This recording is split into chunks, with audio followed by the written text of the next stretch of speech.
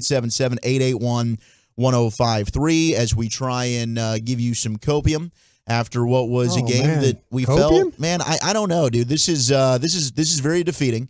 We felt coming into it that this would be a measuring stick game. Well, you clearly got outplayed and outclassed tonight. Yeah, you found out who the better team was today, and all the thought about going in there. Tip of the cap, by the way, to the 49ers, the right side of their offensive line. I felt like it going into this game, and tip of the cap to the cornerbacks too. Lenore and those guys. Lenore tipped the ball up in the air. This is the worst that I've seen a offense look against the 49ers on tape, and that includes the New York Giants. That includes the Giants. And to me, there's a lot of things that when you go back and you're going to watch this one, and Mike McCarthy is, and I'm interested in the morning when I get the tape of how many opportunities, were there any opportunities to make plays down the field? I know Dak threw the ball down the middle of the field to Cooks and it was intercepted, but the TV copy doesn't help you. And when you're at the game, you can see a little bit better how the coverages are going to be played and stuff like that. But this was a it started from the jump. It really the first San Francisco drive. The undisciplined penalties, the lining up off sides, the taunting, whatever you want to, legal hits, roughing, unnecessary roughness. San Francisco, you knew going into this game, San Francisco was a good team. And I'm going to sit here and tell you, I picked San Francisco to win this game. I thought it was going to be a lot closer. I thought Dallas would be able to do some things. But this is by far the worst I've seen an offense look against San Francisco. But San Francisco will do that to you. They'll do that to you the way, their defense and the way they play, and they try and keep everything in front. They tackle well.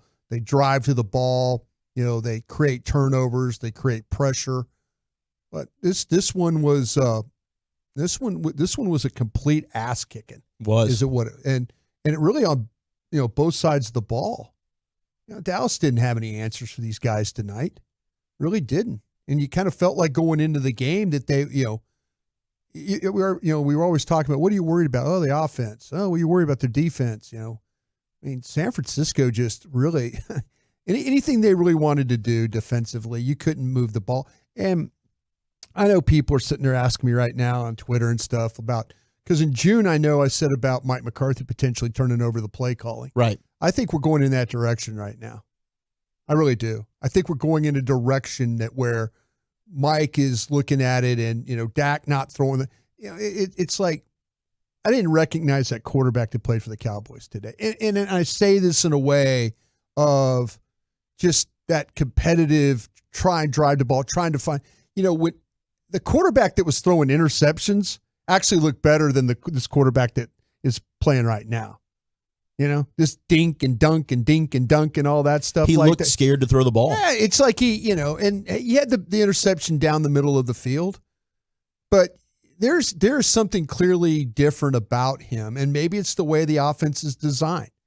But they very reminiscent of Arizona. They didn't have anybody open in this game, I guess. No, but, from what I could see on the TV copy. Yeah, there were a couple of plays that it seemed like, right before the half, we mentioned the one to CD Lamb. Brandon Cooks seemed to be open. Ball was just thrown late, ends up being taken out of bounds. But, Next Gen Stats has the average yards of separation. You had Michael Gallup under 2 yards of separation. Yeah. Brandon Cooks 1.3 yards of separation. CD Lamb 2.6 yards of separation. You compare that with the Niners, all of their guys are pretty much 4 or more. Yeah, they got guys running wide open. They did a great job. Their offense is fun to watch. They have playmakers on all levels. The tight end, they have the tight ends willing to block. They have the fullback, the running back. It doesn't matter. The receivers. Everybody in this offensive line is, and they had some issues. Seriously, you could watch their games. You could watch their games and see the problems they had, and they knew it. They had problems. But what did they do? They blocked your defense all day today. It didn't matter. It was a complete failure on both sides of the ball tonight. No dear. Actually, this is worse than any of the two playoff games. Oh, absolutely. Those games were competitive. This game wasn't even close to being. It's like, and everybody all week is like, oh, San Francisco's treating it like another game. Dallas. Well, if San Francisco's treating this like another game, I mean, they showed why. They showed why. I was listening today. It seemed like they're not taking this. They're not nervous at all. No, not worried about the Cowboys today. And the Cowboys gave them no reason to worry about them. The way they played, couldn't really, you didn't do anything against this team.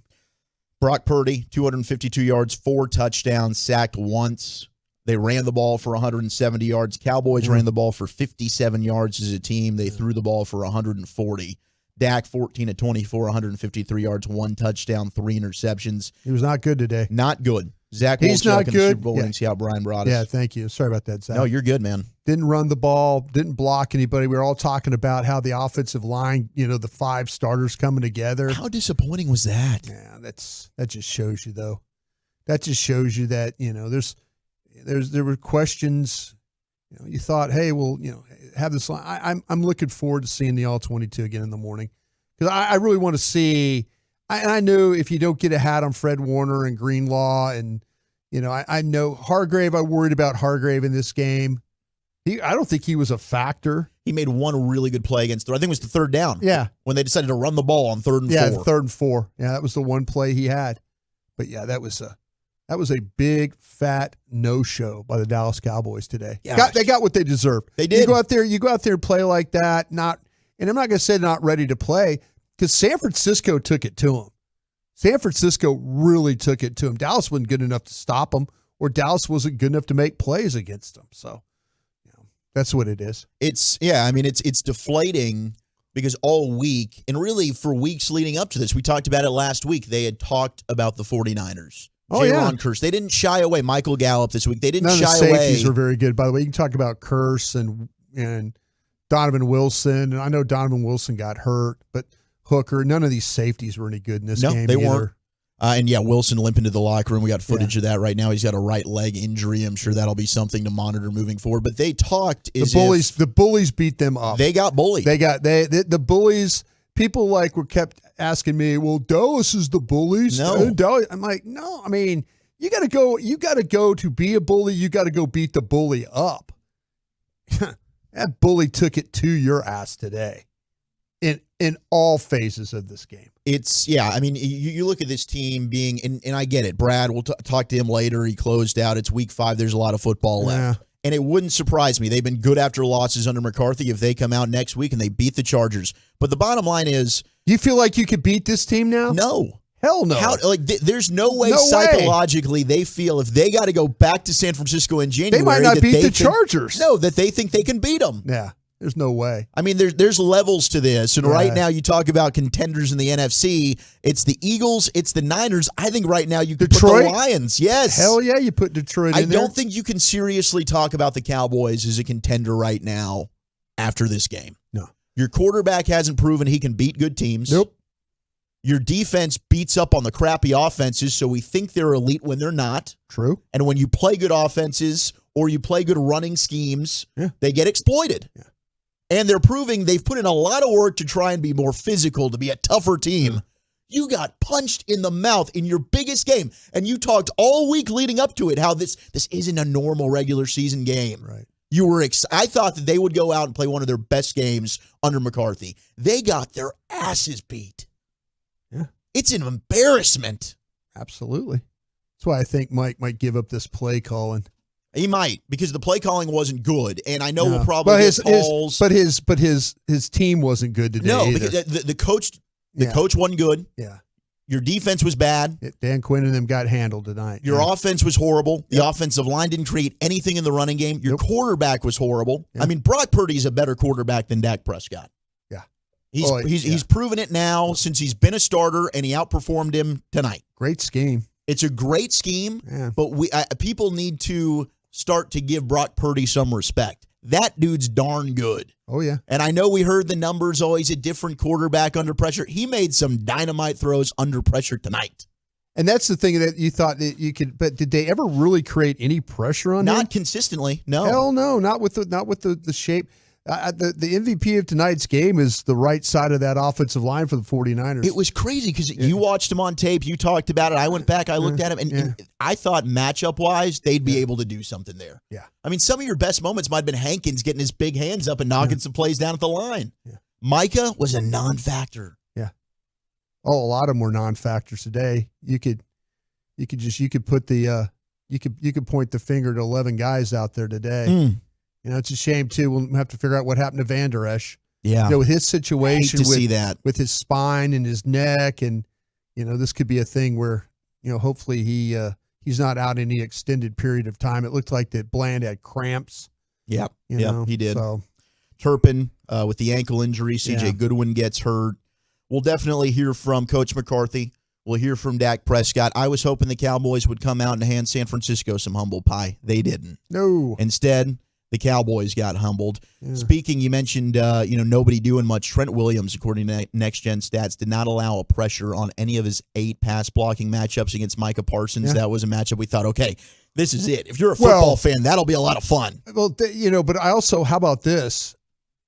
You really don't want to line up Micah Parsons across from Trent Williams. No, do you? You don't. So they did it 8 times. In 26 pass rushes against Williams, Micah only had 2 pressures. Yeah. So Trent Williams won that game. But in total, it'll be interesting to see the pressure numbers from Micah tonight, because he's a guy that didn't impact the football game, and you'd like to see that from your Defensive Player of the Year. Bosa was great. Fred Warner's a guy that needs to be in that conversation, man. Mm-hmm. Their linebackers are the best in football. Yeah. Him and Greenlaw, the way they fly around and make plays, they're instinctive. They're good in pass coverage and against the run. Oh, man. They're good. They're damn good, and they're way better than you are right now. Way better than you are. Yep. You got a lot of ways to go. All right, we do want to hear from you. 877-881-1053. You can also text in and call. Lines are full. I think we might have one line open right now. We'll get through that. We'll hear from Brad Sham, Mike McCarthy, Dak Prescott. Of course, your Cowboys postgame show brought to you by Pepsi, made for Cowboys watching. You're listening to the Dallas Cowboys Radio Network. Cowboys football and Miller Lite. What a pairing. Can cracks at kickoff. Tailgates going way past postgame. Sunday night overtimes followed by Monday morning.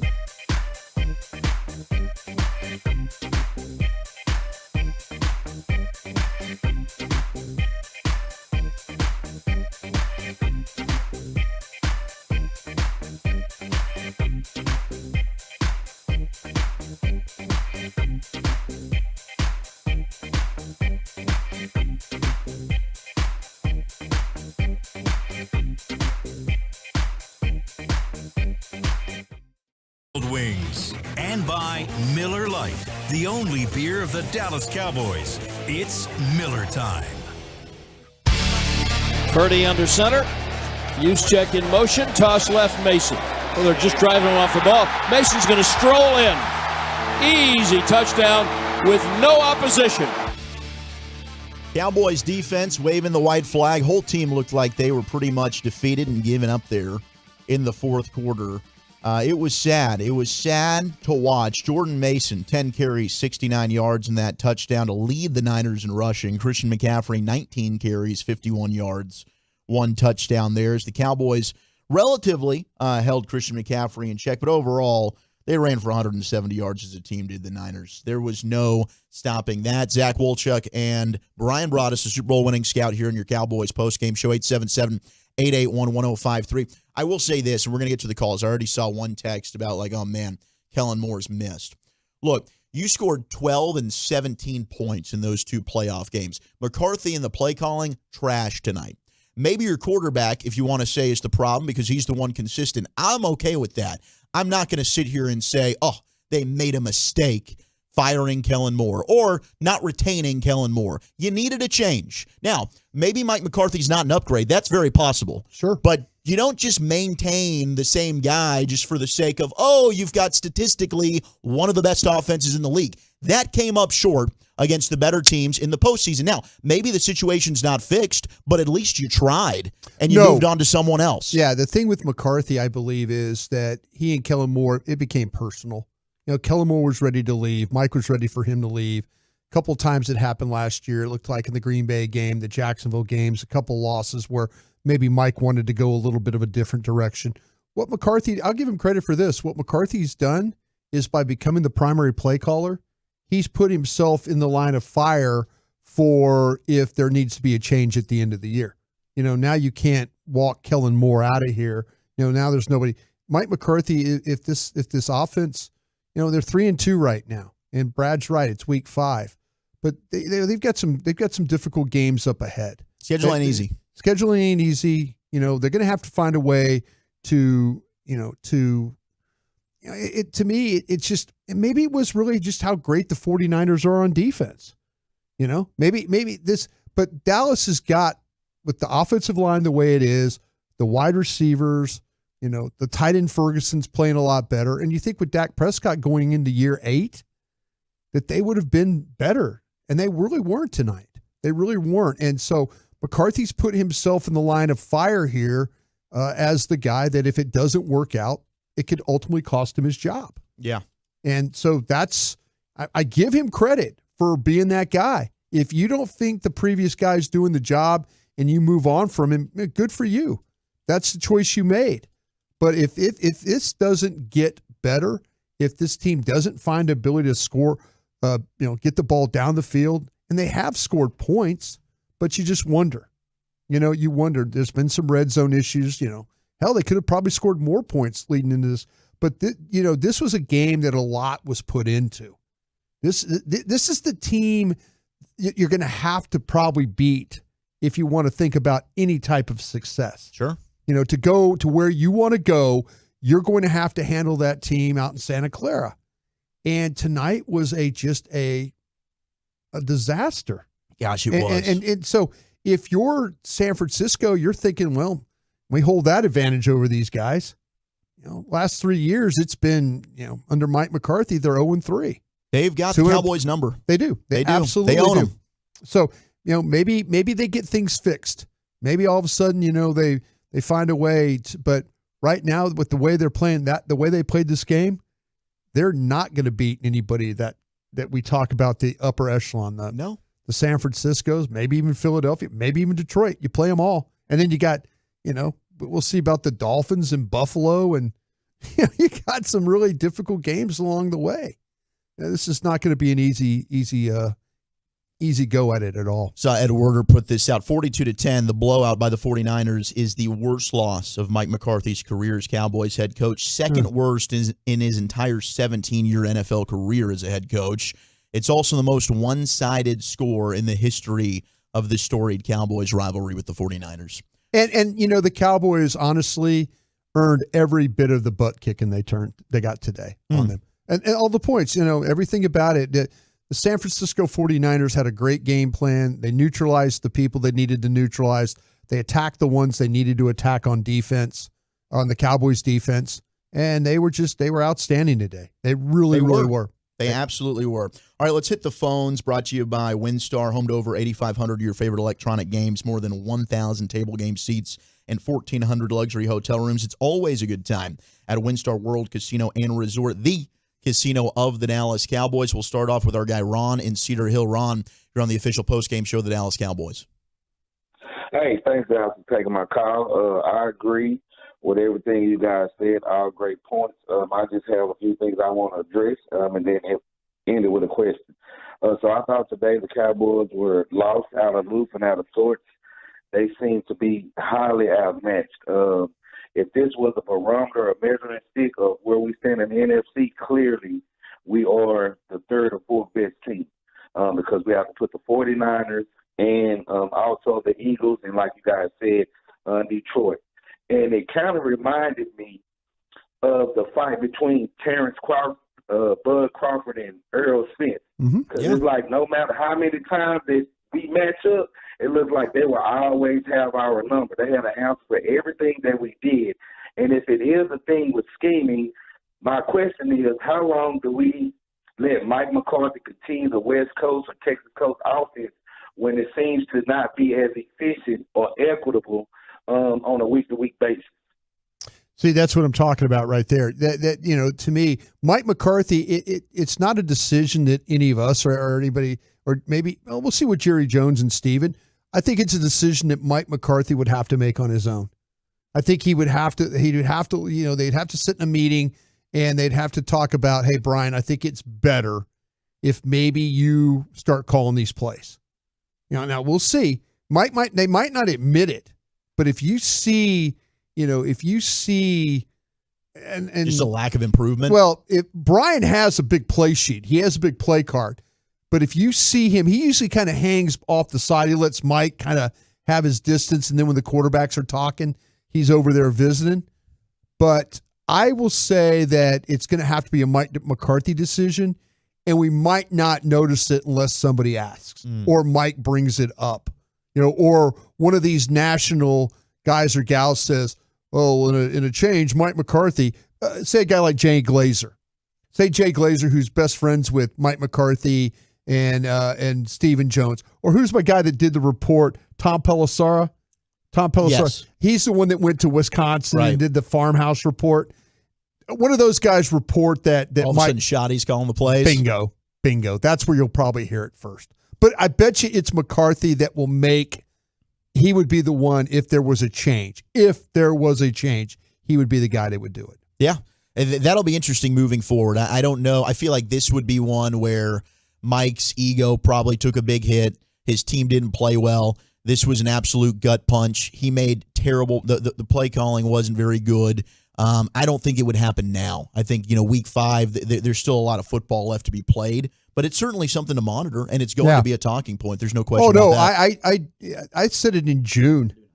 I said it in June that I thought that there was a possibility if things weren't going well that you could get that San Diego, that Los Angeles Charger game or possibly the bye. They play the Rams the following Sunday at noon, that maybe if things weren't going well, that's where you could see. If this team, say the team was 3-3, or at the time I thought, well, what if the team is, 2-4 or something like that.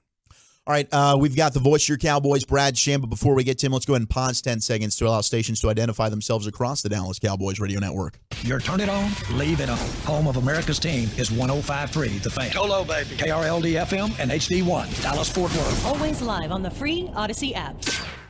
42-10, the 49ers beat the Cowboys on Sunday Night Football. Cowboys falling to 3-2 on the season. Zach Wolchuk alongside the Super Bowl winning scout Bryan Broaddus. We'll get back to your calls in a little bit. We'll also hear from Cowboys head coach Mike McCarthy. But right now, let's go out to the Bay Area. We've got the voice of your Cowboys, Brad Sham. Brad, what were some of your thoughts from this beat down here tonight?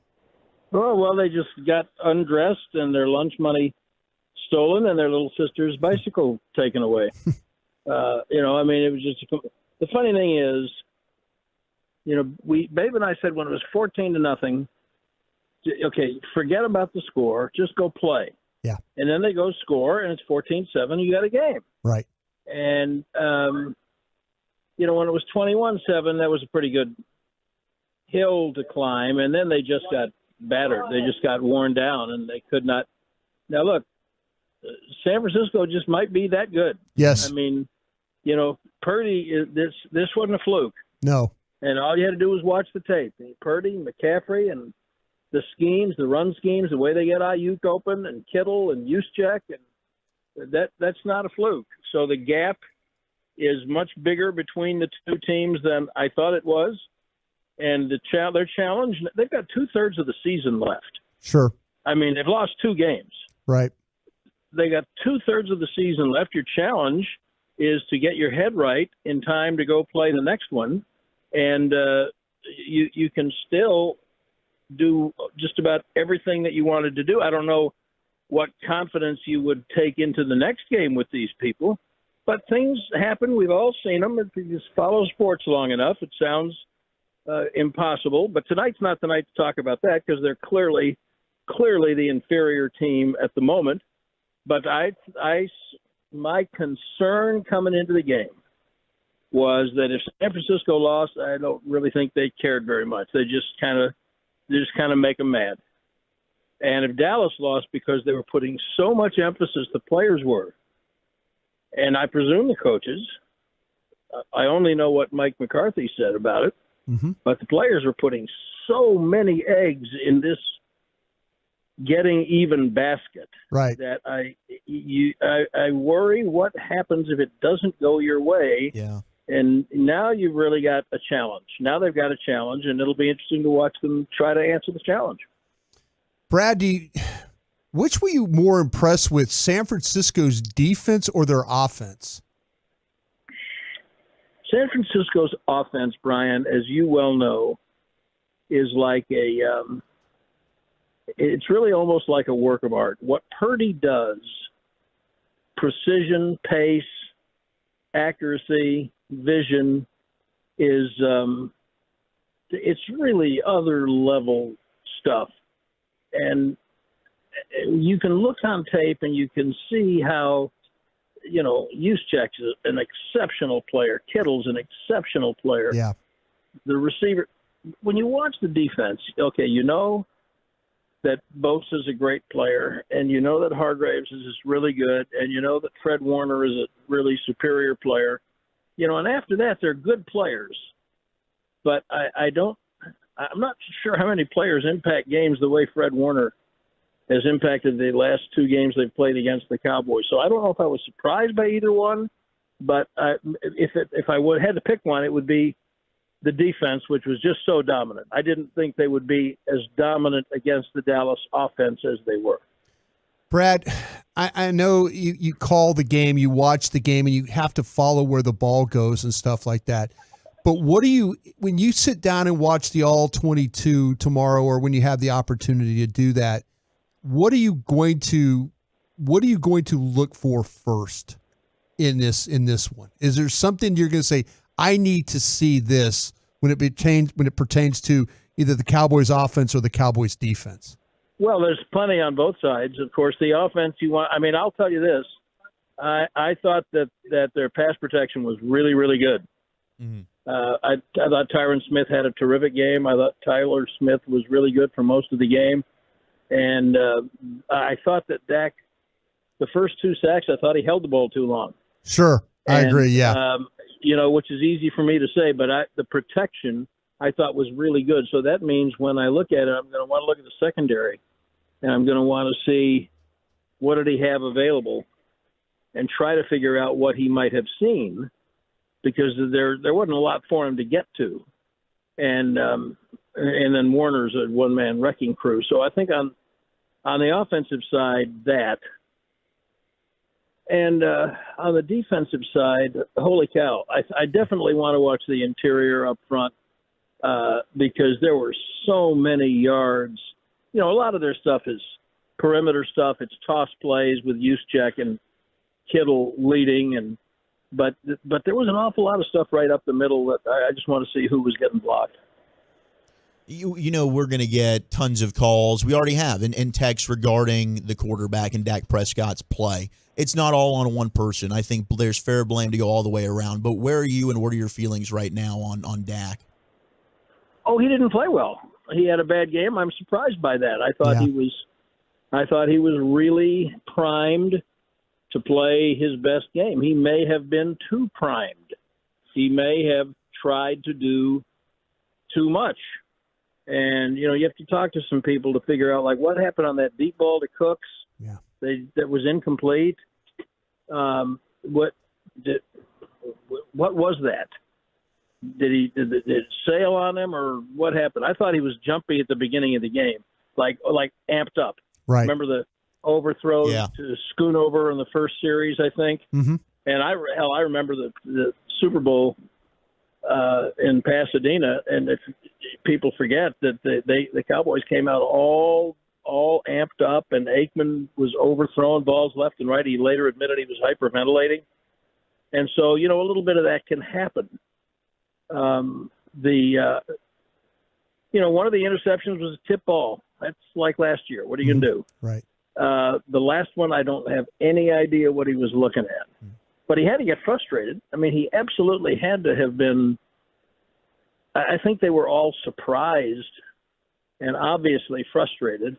And, you know, that stuff, as Brian, you know better than anybody else, that stuff in the course of a game, it just balloons on you. And then it's rolling downhill and gathering moss. And so that you just got to, by the time that plane touches down, they have to let that go.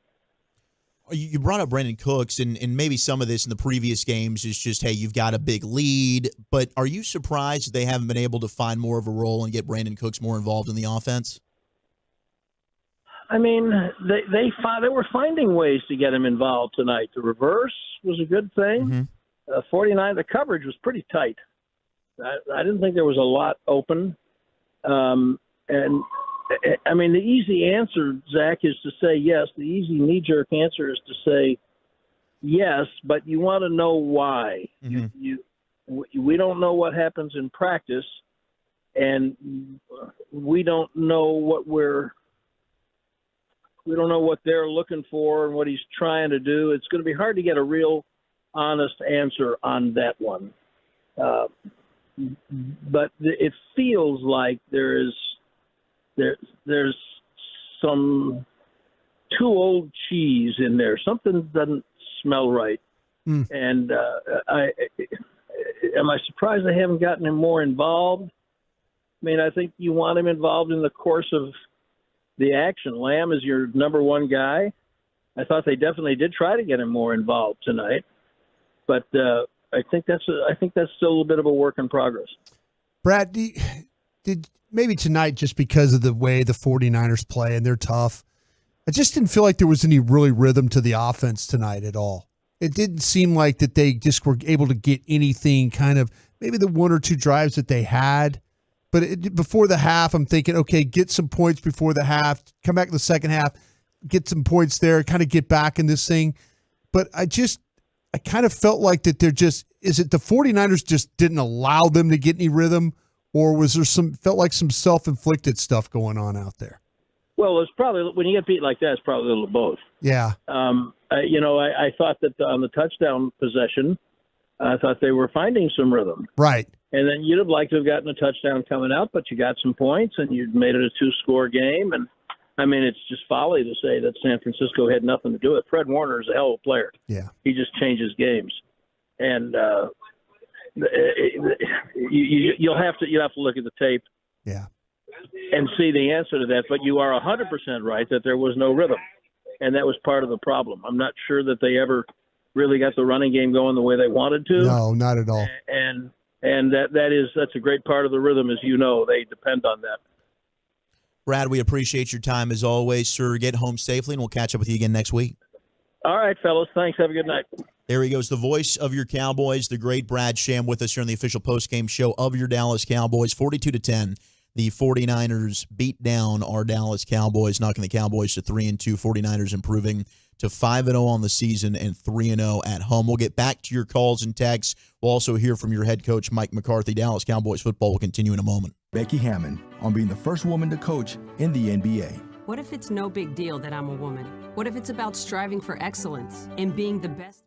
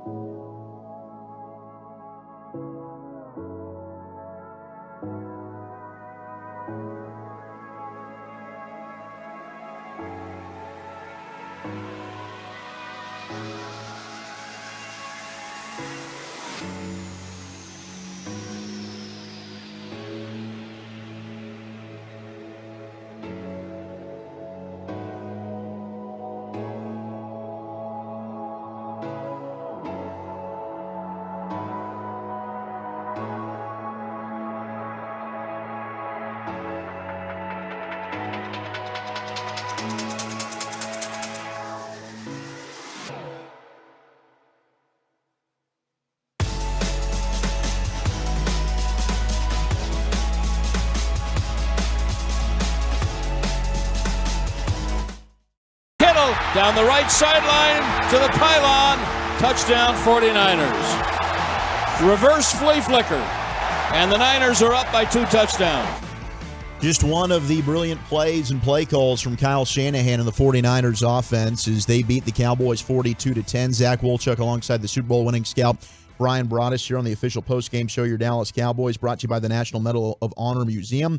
Join the mission at mohmuseum.org and AT&T, the official 5G innovation partner of the Dallas Cowboys. 877-881-1053 is the number to call, the number to text here in this Cowboys therapy after an absolute beatdown of an embarrassment handed to you by the San Francisco 49ers. Nick Bosa at the podium afterwards saying, quote, I think the D lineman getting pulled from the game with like 5 minutes left against a team like that proves we're on a different level. True. And he's right. He is right. He absolutely is absolutely correct. Yeah. He was not the biggest factor today. So we'll have to see. Again, like Brad, I always love to watch the All-22 the next day and kind of figure some things out. Some guys you were talking about all week that, oh, you have to handle him or handle this guy, handle that guy, whatever. We'll see. We'll see. I mean, I'm interested to see really how Steele played against him overall. How much help did he need in this game? But the 5 guys that were up front, it just wasn't a good day for them.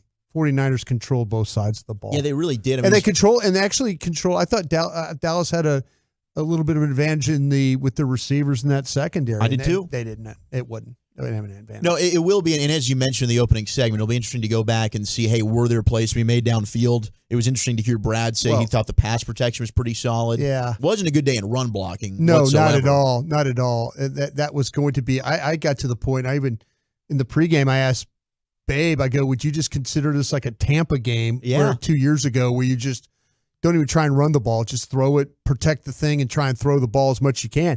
But the problem with that is receivers didn't get open, and then your quarterback wasn't very good. Mm-mm. So that throwing the ball every snap might have been a problem as well.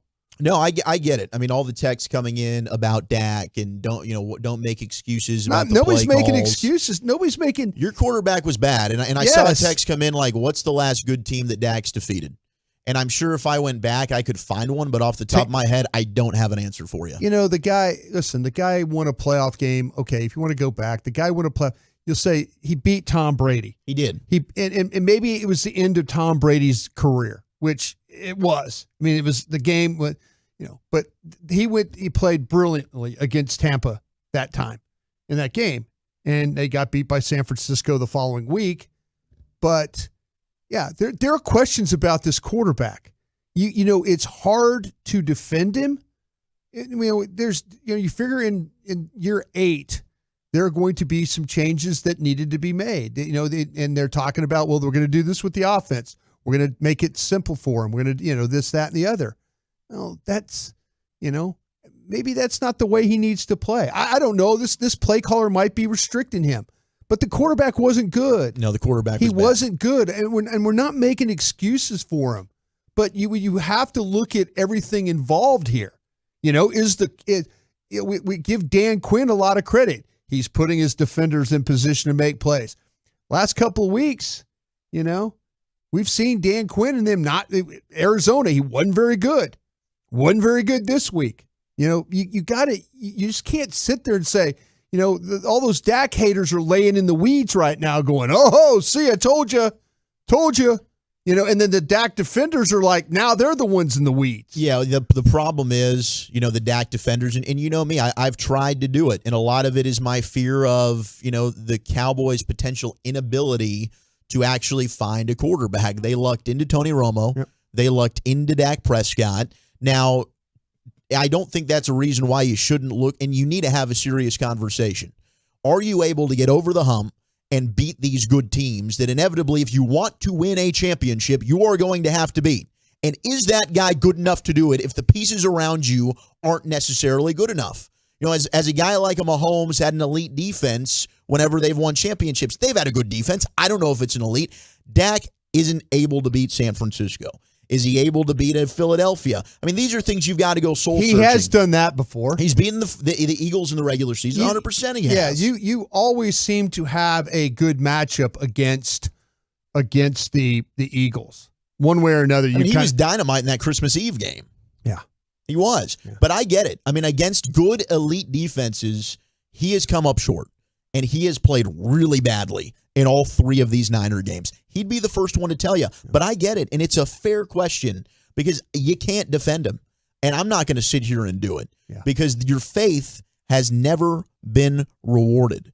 And you can't live in fear of moving on just because of I don't know what's on the other side. There's a big decision coming up about money you need to either extend or eat if you're the Dallas Cowboys. No doubt. Absolutely. All right, let's hear from your Cowboys head coach, Mike McCarthy, after this 42-10 butt whooping.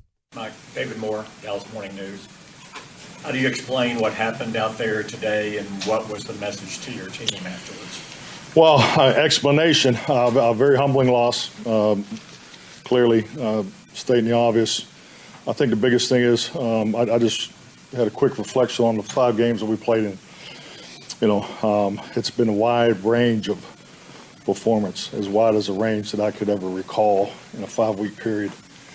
So, thank you. The biggest thing is for, us to be accountable. It was clearly humbling, but it is one game. I think I expressed this during the week. I thought they were playing very well coming into this. I knew our defense was in for a big challenge. I've been very impressed with what they were doing on offense. And, and frankly, it should start with me. I didn't do a good job tonight. So I wish we would have gotten balance, earlier in the game. That did not happen. You don't convert third downs. So, but, you come out at halftime, put the drive together, and then, and then obviously, a lot of things went wrong after that. So, but it's clearly just shows where we are as a team. We're 3-2. Our consistency, even when we played really well and did some things, when you look at the 3 games that were won by, a big margin, and then the Arizona game where, the pre-snap penalties, and, that showed up again tonight. So just clearly on it, and just, we got work to do. We got a lot of work to do, and we got a game in 8 days. So we'll spend Wednesday. We'll spend a lot of time on this one, and then we'll move on to the Chargers. Till for Star Telegram. We talked during the week about what a win could mean. I could boost you confidence-wise, and your shot in the arm based on some of the things y'all did in the offseason. A loss like this, how demoralizing can it be? Well, I think it's a punch in the gut, it's a kick in the ass, whatever phrase you want to put on it. But I think it's clearly. But you look at how this season's gone. We've been knocked down. I mean, clearly they beat us in all 3 phases. So. And, I think we will clearly acknowledge it. And I'm not a burn the tape guy. I think that's a crock of shit. We're not going to do that. We're going to go through it, make sure we're clear on exactly, what the expectation are, make sure we're giving our players what they need to be successful. So they played extremely well, and we did not. And it was really in the areas of basics, really in the areas that I thought we had taken a step as a team. So, I didn't see this coming. I thought their prep was good this week. So I thought we had one of our better Fridays and Saturdays of the year. So, but I think we've talked about before, sometimes you have a great week of preparation and it doesn't go so well. And some weeks it's not the best week of preparation, you play well. So we did not hit the mark at all today. Mike Todd Archer with ESPN. Your thoughts on Dak's performance? You look at the 3 interceptions, they come. Well, Todd, me, everybody. I mean, there's no. I don't foresee a whole lot of winning grades coming out of this performance. So I think the most important thing for all of us and expressed is just be accountable. Be accountable for, what you did tonight and how you played, and we got to clean our own house up. I mean, we got a couple things going on here. The pre-snap penalties again in the first half. I mean, you can't win like that. You got to take care of the football. We've been doing a good job taking care of the ball. Didn't do that tonight. So, and those are the basics I'm talking about. Did you get any update on Leighton's injury? They're still looking at him. Yeah. Is it similar to what he had last year? I'm not going to comment on it. I don't have this. They're looking at him. Next first interception, the deep ball of Cooks. Yeah. Was that getting greedy there? Well, it was a shot play. Obviously we had a protection. He had to adjust his feet. So, I think it definitely affected the throw. But it was, something we were trying to get to, earlier in the first half. Cowboys coach Mike McCarthy after a 42-10 loss to the 49ers. Your thoughts on what Coach had to say? Yeah, I'm getting a little tired of Mike always saying he has to be better at something. He's come out, well, I need to be better. I should have done this. I should have done that. You're now the play caller, bro. I'm sorry, I didn't mean to call him bro. But, sir, you're the play caller. And, you talk about things you need to get to, things we've heard it the last couple of weeks. You're talking about the red zone. I've got to get better at it. I've got to, and I appreciate the man standing up there and taking that. And I think he, even said that to Dak.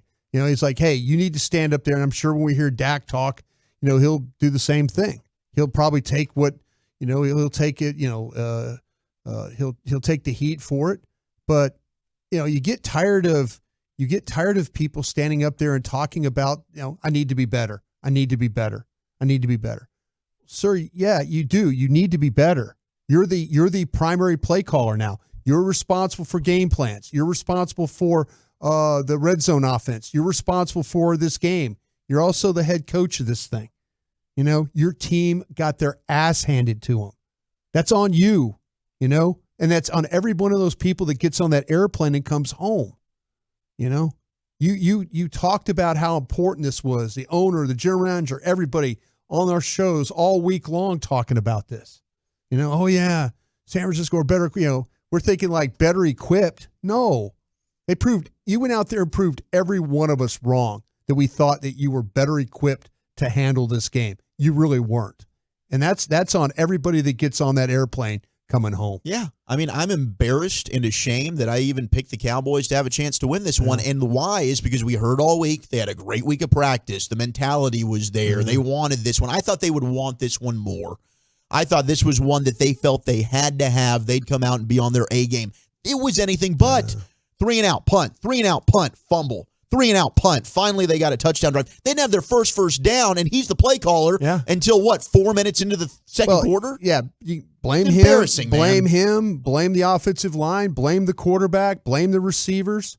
There's plenty of blame to go around here. And but defense wasn't good. No, the defense wasn't good. After the first touchdown drive, they held in for a little bit. Yeah. They 3-and-out and a punt for the Niners. All right, another punt. They held a good drive, but they held them to a punt. They got that big tackle for loss to kick them out of field goal range. Right. Then came the fumble. Right. Then they finally allowed a touchdown drive, but your defense is on the field basically the entire first quarter and a half because your offense can't muster a first down. And eventually they got broken and got their butts kicked too. Yeah. But my goodness gracious, it was just an embarrassment. All right, we will hear from your quarterback, Dak Prescott. We'll get back to your calls and texts in a moment. You're listening to the Dallas Cowboys Radio Network. The big game is here. It's the new Cowboy scratch ticket from the Texas Lottery.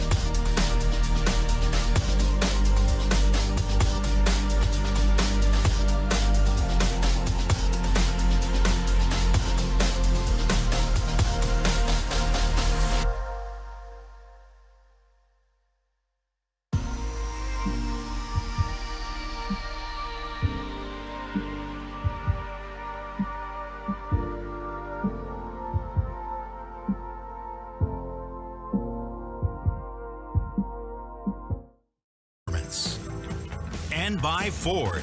Your Texas Ford dealers. Ford is the best in Texas. Prescott under center. He's going to give it to Pollard. Oh, there's a hole on the left. Tyler Smith opened it. Ball's out. And the ball was fumbled. Out of bounds or inbounds? Well, the 49ers recovered a fumble. Pollard coughed it up, and the Niners recovered it at the Dallas 15-yard line.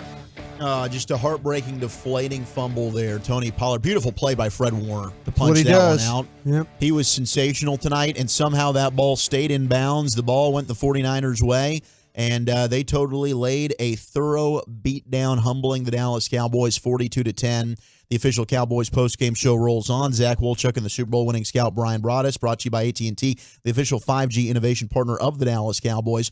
And trust the team at blockchain.com to make buying, selling, and trading crypto easy. Play smarter, not harder, with blockchain.com. Let's go back out to the phones. Hear from you. 877-881-1053. 877-881-1053. We'll head out to Derek in Brooklyn. Derek, what's going on, man? Hey, what's up, fellas? I don't know what happened tonight. I didn't expect that. Every time this team has a big game, a tone-setting game that you think is going to push them forward, they do the exact same thing. You know, slow start from the offense, penalties, false starts, roughing penalties. It never changes. When is it going to change? Yeah, I appreciate the call, Derek. I mean, the penalties were the offside, especially the one on Jaron Kearse where he lines up in the neutral zone. I mean, you can't have self-inflicted wounds and allow the 49ers to have extended drives. It's already hard enough to get them off the field. Yeah. You can't be penalizing yourself.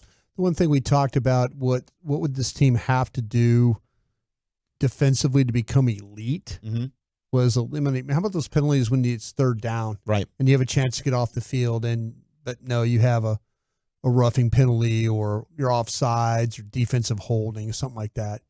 It's hard. This team, the margin for error for this team at times is just not very big, you know, and it was especially troubling just how easily, though, the 49ers were able to block your front and just to take advantage of your secondary.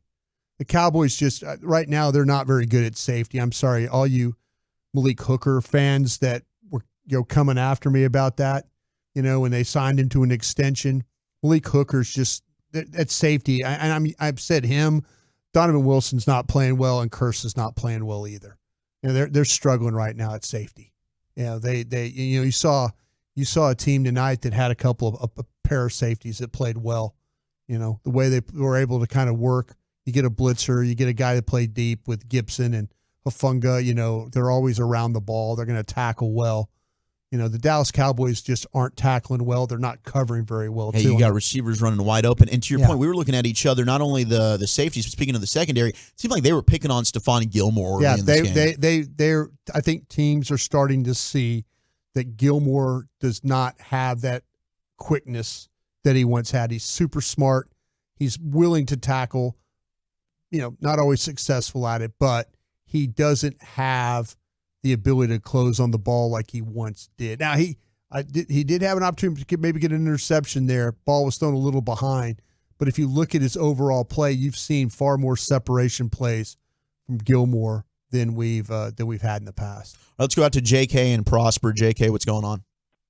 What's up, guys? Hey, haven't got a chance to talk to you guys in a while, but look, I've been saying for years, you've got to have an elite play caller or you've got to have an elite quarterback to win and go deep in this league. We don't have either. Big Mac ain't got no special sauce. He ain't got no lettuce and he ain't got no cheese. Okay.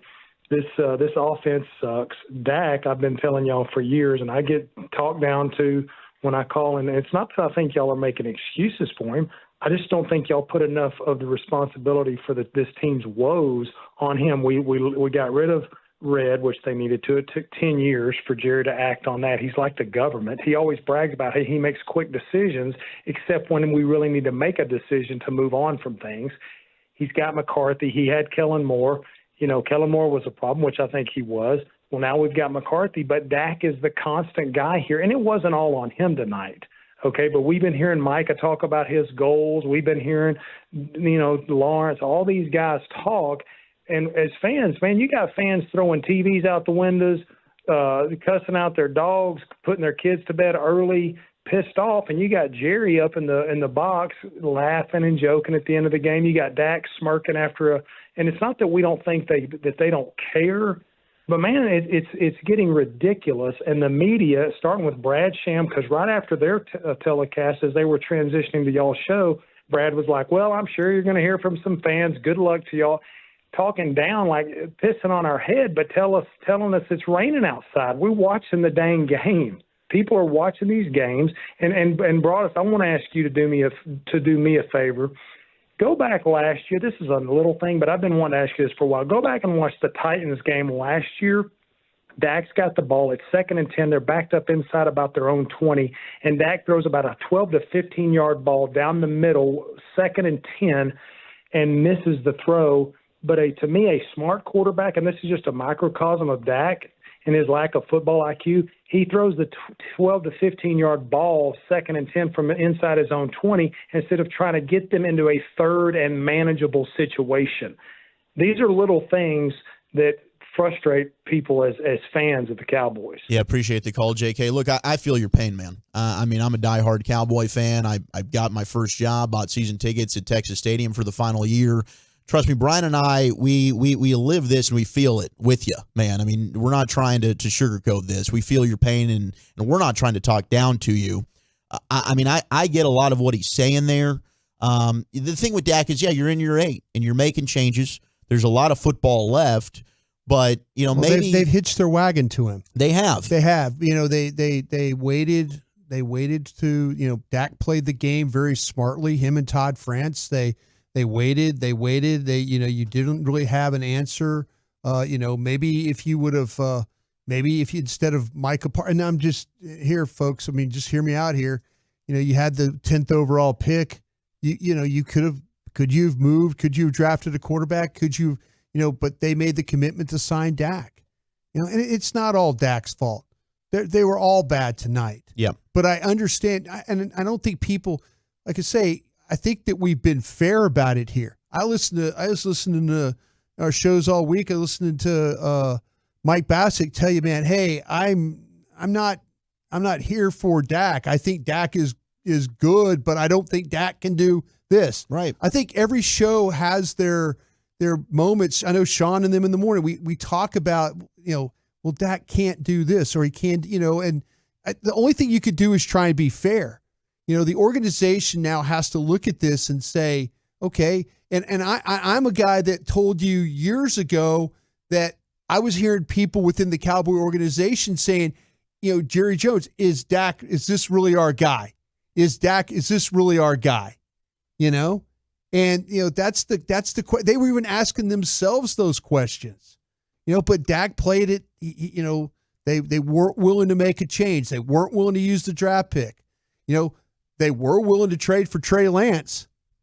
Now let's see where that all ends up to be. Sure. Let's see where that ends up. But you can't sit here tonight. Yes, Dak was bad. McCarthy was bad. The offensive line was bad. The defense was bad. Dan Quinn was bad. Everything about this game tonight was bad. Yeah. But you sit there, the low-hanging fruit is to say, well, Dak. That's low-hanging fruit. Dak, he was not good today. He wasn't good. No, he's horrible. And you're probably those people out there that think that Dak sucks all the time. And that's not true. That's not true. That's not true either. Dak's just not a trash quarterback. Dak is still a good quarterback, but it is a question mark now. Is he able to beat the better teams in football, the better defenses in football? I think it's very fair because the answer's been no so far. He wasn't able to complete enough passes today. He wasn't the difference maker today. His offensive line didn't help him. His running game didn't help him. His wide receivers didn't help him. His tight end didn't help him. His play caller didn't help him. I'm going to say this, and JK made a good point in terms of if you want to win championships, the quarterback and the play caller, you need either just a great pairing, a great marriage and tandem there, or an elite one or the other. And he's right. I mean, you look at Andy Reid and Pat Mahomes, Drew Brees, Sean Payton. You had a Brady. And of course, a Belichick. Now, Belichick wasn't calling the plays on offense, but you had an elite quarterback in Tom Brady. Those are the teams that win championships. just watching, and you could say Josh McDaniels. Yeah, Josh McDaniels. Sure. Josh McDaniels as a head coach is an absolute disaster. I'm with you there. He's an absolute disaster, but he was a good offensive coordinator. I'm watching just the way this has unfolded through 5 games. I think you have a play caller that does not trust his quarterback. I would say that is going around the right path. Yes. It just doesn't seem like they're on the same page there. No. And I think there's a fear of the turnovers. The entire offseason was about that. And maybe you have a quarterback that is then in turn frustrated with the play caller. Right. And I think there's an issue there. And I don't know that will get remedied this year. All right, 877-881-1053. We'll get back to more of your calls and texts. Plus, we'll hear from your quarterback. Dallas Cowboys football will continue in a moment. People take their chili seriously. At Whataburger, we also put chili on a pedestal. A pedestal.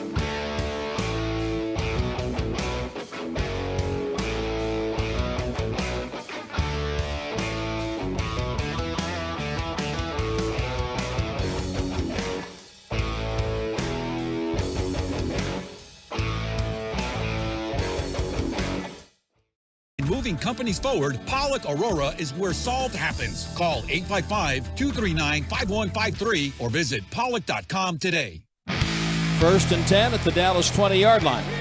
Purdy in the gun, McCaffrey on his right. Back he goes, steps up, rolls to his right, throws on the run into the end zone, wide open. Touchdown to George Kittle. One of George Kittle's 3 touchdown receptions tonight as the Niners just spanked the Cowboys 42-10. 877-881-1053, the number to text in. The number to call here on your official Dallas Cowboys postgame show. Zach Wolchuk alongside Bryan Broaddus. Let's hear from your quarterback, Dak Prescott. That's a 4-star telegram. There was so much put into this game, but measuring up, revenge. How demoralizing to have a performance like that? Yeah, I guess that's a good word in a sense. Didn't see it coming. As you said, put everything into this and got punched in the mouth. Called a couple of weeks ago, humbling against Arizona. But this may be the most humbling game I've ever been a part of. Felt good about the preparation, felt good about everything, honestly, coming into this game, matchups, and they beat us in every aspect. Dak what was it like to be out? Did just whatever was called, just you feel like you had chances to get stuff out there, or do you feel like you had opportunities to make plays and just didn't? I mean, I've obviously got to look at it, but had the one drive, and other than that, yeah, I mean, didn't get anything going really. Is just the initial thought of what I can think of, whether it be the run game, action, whatever. We didn't get any momentum ever, other than that one drive, and it was only success of the night. Michael Galpin, Dallas Morning News. It might be too early to think about it in this sense, but you guys obviously know that if you get to where you want to be as a team, Hell yeah. you have to go through this 49ers team probably. How do you close this gap that seems to very clearly exist? Yeah, over these, I mean, what's left? The rest of the season. I mean, obviously they're further ahead than us right now. Yeah, so we've got to close that gap and be ready, as you said, to get to where we want to get. We know we're going to have to go through this team and most likely come back through this place. Side Yusuf, The Athletic. Dak, Micah said that he doesn't feel like you guys are too far off. There was a lot of self-inflicted errors. How much of that do you feel? How much of today do you feel was you guys, and then how much was the 49ers as well? Yeah, I mean, you got to give them credit. A team like that, powerful offense, discipline on defense, and then when you start out 2 3-and-out drives and a turnover on the first 3 possessions and just give them opportunity after opportunities, it's always going to be tough. And I guess to speak on what Mike is saying is, yeah, there's a lot of self-inflicted things, but we can't do that in a game like this against a team like this. So that's part of being far off, and that's part of closing the gap and getting better. Sorry. Or Mike. Mike Leslie, WFA. Dak, what is the identity of this offense right now? Where are you guys as a unit? How do you find where you need to be? Yeah, I mean, I think when we've established a rhythm, that's kind of been, I don't want to say obvious, but something to lean on with our tempo, changing up the personnel, putting pressure on the other team, but it starts with getting one first down. As I said, when you go 3-and-out in the first 2 drives and then a turnover, it's tough. It's tough to overcome. You feel like you're stepping on your own feet. But when we get a first down, as we did, I guess in the 4th possession, things got better, and you look at the rest of the game, it was either 3-and-outs or the turnover spree that I started. There was, a lot of people talked about last week, you get the win, confidence boosting, to lose like this, not demoralizing, but can it go the other way? I mean, can you say, well, you don't measure up? I mean, how do you view that? No, I mean, obviously we're not playing this team next week. If we want to get to where if we want to get to where we want to, we're going to have to play them again. But it's a new opponent next week. It's the NFL. It's tough. You got to move on fast, or it'll do exactly that and landslide, I guess, if you're saying, and go the opposite way. So we damn sure didn't come in here and get the confidence that we're trying to grab leaving this game. But you've got to turn the page. You got to turn the page quick and put your best foot forward. Just coming back Wednesday at practice, or we'll be humbled again and on the back end of something like this come Monday. Dak Prescott after this 42-10 loss to the Dallas Cowboys. And Dak, of course, saying a lot of the right things there. But I do think that the gap was probably widened tonight between the two teams. Yeah, clearly one team, the team that really was treating it like it was another game, kicked the ass of the team who was treating it like it was an important measuring stick game. And they failed in every aspect of that. It was interesting. I was just, my next gen stuff started kind of filling in here. And I was curious, Prescott versus no pressure was 9 of 17 today for 77 yards and 2 interceptions. Wow. Under pressure, he was 5 of 7 for 76 yards, a touchdown, and an interception. So the air yards, he averaged 11.5 air yards per attempt, which was almost double the average from weeks 1 through 4. Yeah. Which is the second lowest. And then I was curious about Terrence Steele. Mm-hmm. Remember we were talking about how many, the Nick Bosa. Yeah, that's Steele Bosa and how he matchup. did. Yeah. Next Gen Stats came up with the Terrence Steele allowed 4 pressures across 17 matchups against Nick Bosa. Those are the most pressures Steele had allowed to a defender in a game since week 12 of 2021. Max Crosby had 6. Wow.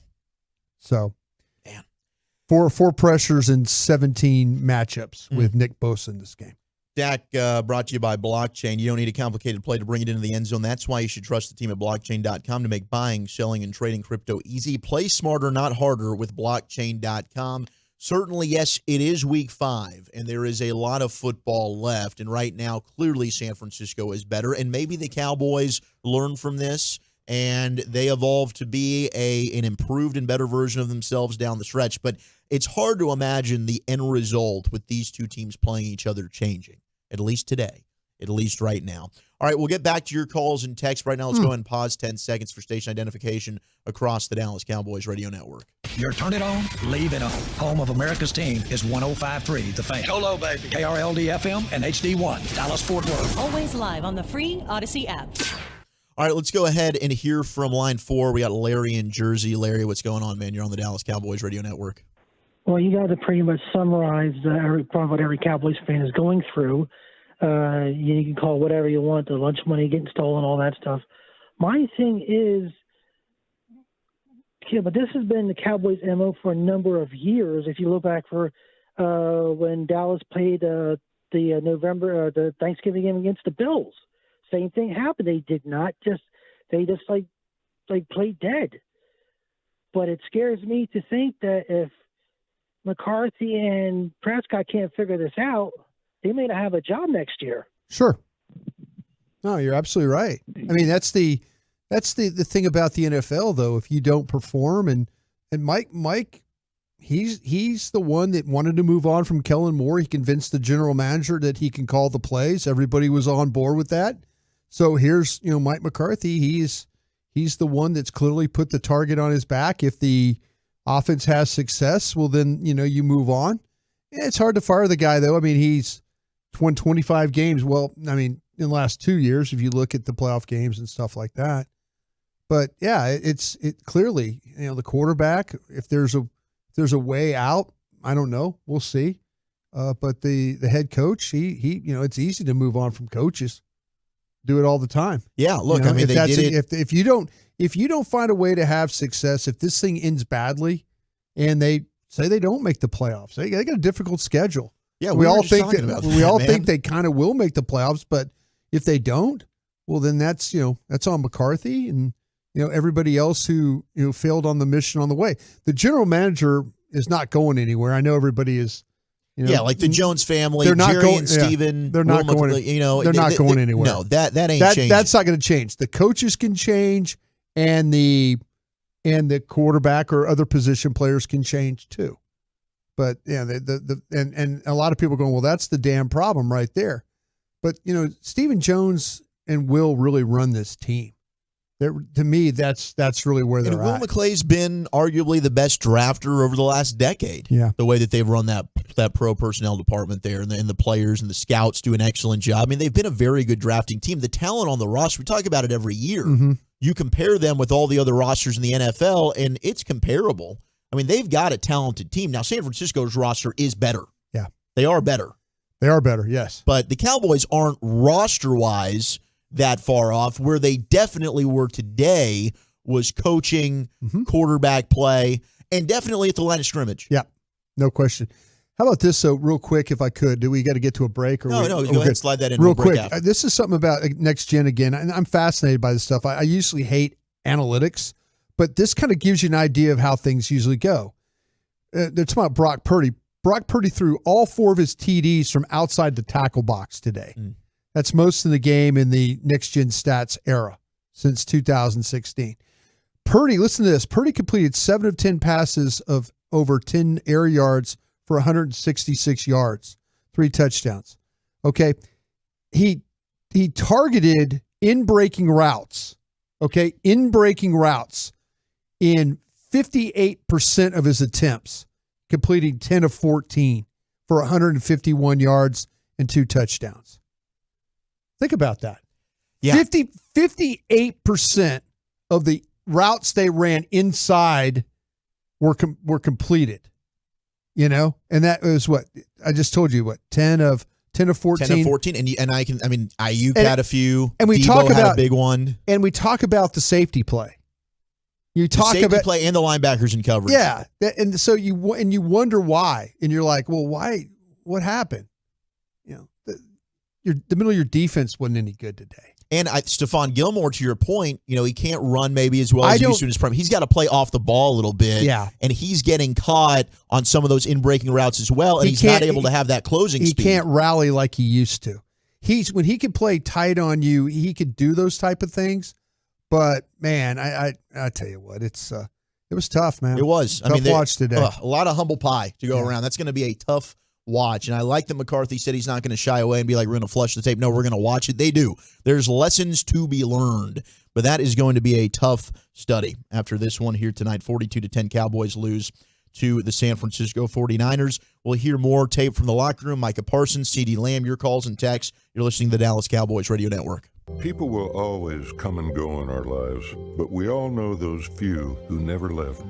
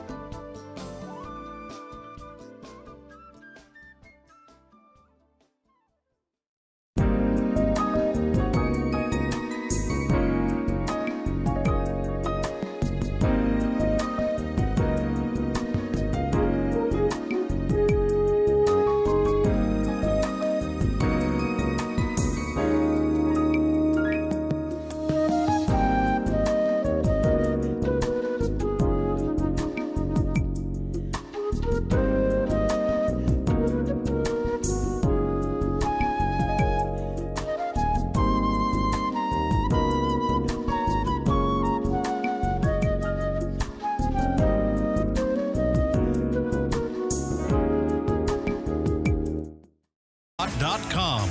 And by Miller Lite, the only beer of the Dallas Cowboys. It's Miller time. Pollard on Prescott's left. Turpin in motion to the right. Prescott back to throw. Tyron Smith, what a great block. Deep ball, right corner, end zone, caught. Turpin, touchdown. Turpin ran away, and Prescott found him over the top of Isaiah Oliver.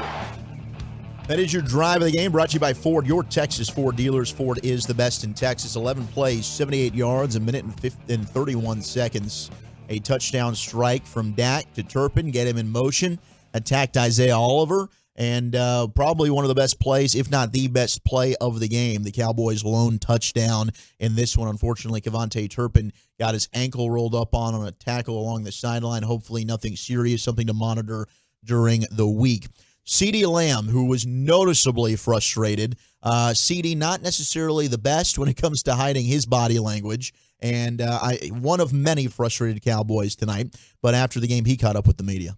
CeeDee, how concerned are you about where this offense is right now? I'm not concerned at all.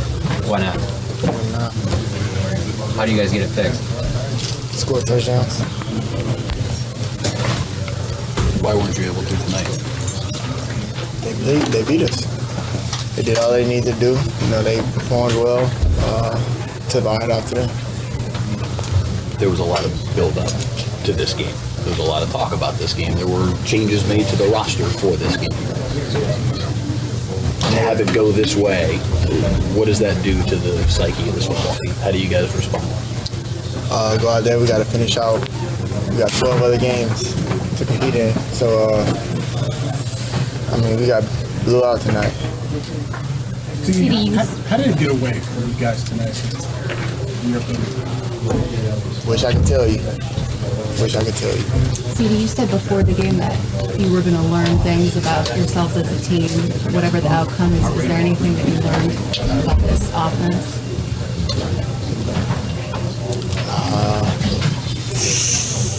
About our offense? Yeah. We got to be complete. We can't go out there one week and look like a super team, and then the following week, bad. What's the identity of this offense?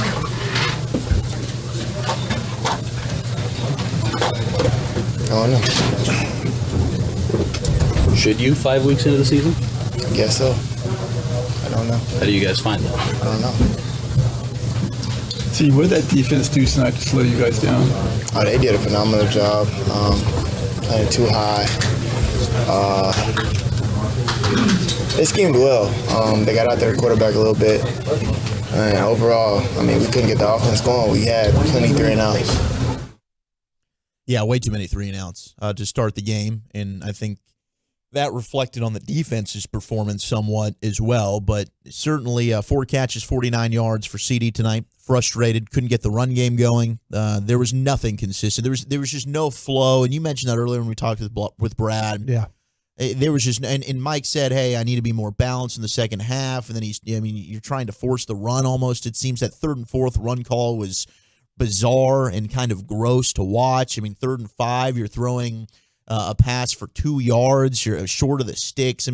So much tonight that was just wonky and ineffective. And I get CeeDee being very, very frustrated, and I don't really know what to think of this offense right now because really your defense has scored quite a bit to start this year, and you've got a lot of leads to where you're not really put a lot of pressure on the offense, and you've beaten 3 really bad football teams. Mm-hmm. So I don't think we know how good this team is right now. Me and the old identity question, right? Yeah. Did you feel me cringing over here on the identity question? I feel the same way. Yeah.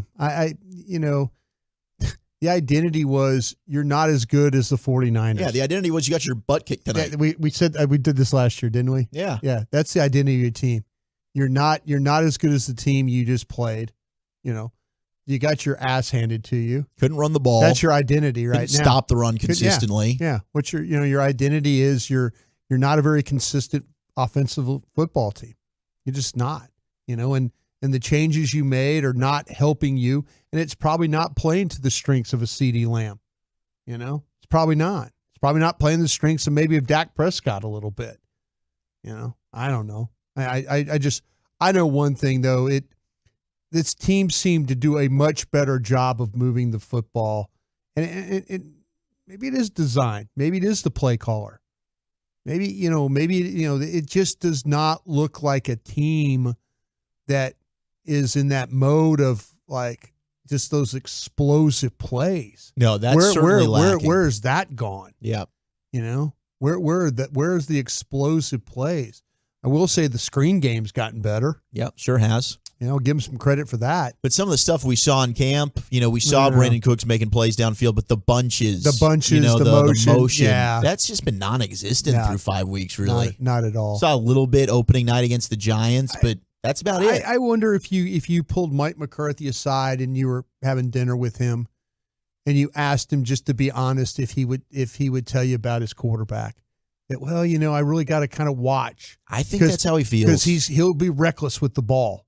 He'll be reckless throwing that. I just wonder if, you absolutely might be onto something there. Yeah, I think he is. I don't think that there is a symmetry and a respect and a confidence between play caller and quarterback. And, hey, against Arizona, maybe it was, the three backup linemen. Mike said that. I understand but now that. you're 5 weeks in, and you had your full complement of linemen tonight, and it still looked like a very timid, almost scared offense. Yeah. It really did.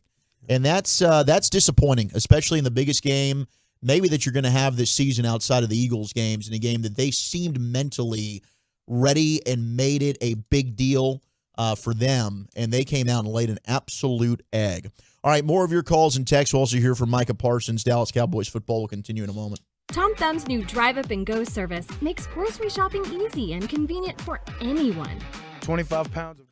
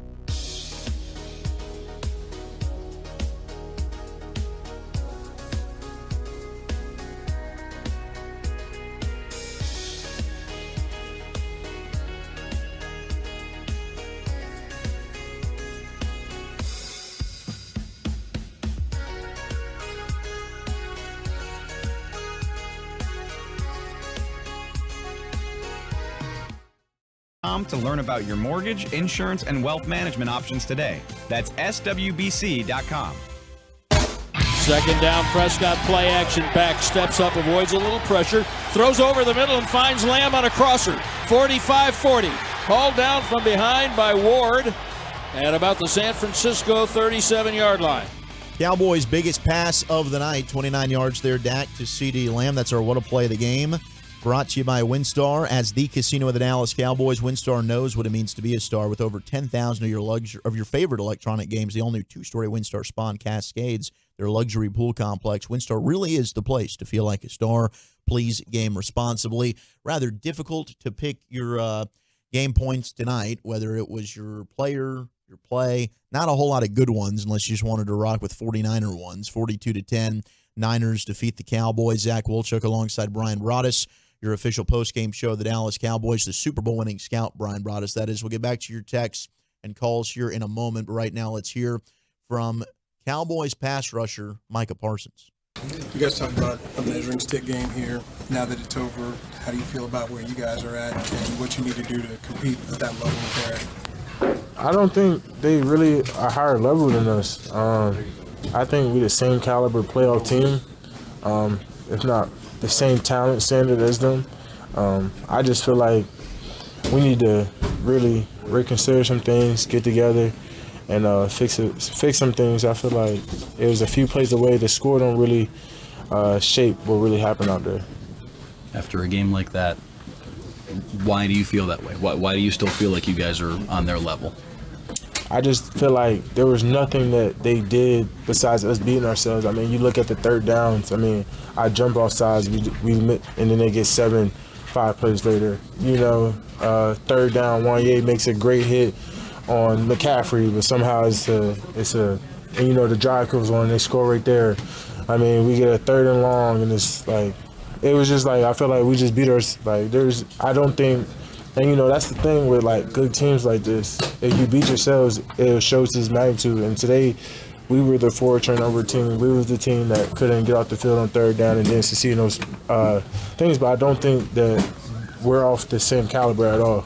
Micah, the run defense has kind of been a question throughout the years. Just, you know, do you feel like it's still an issue that needs to be addressed even tighter?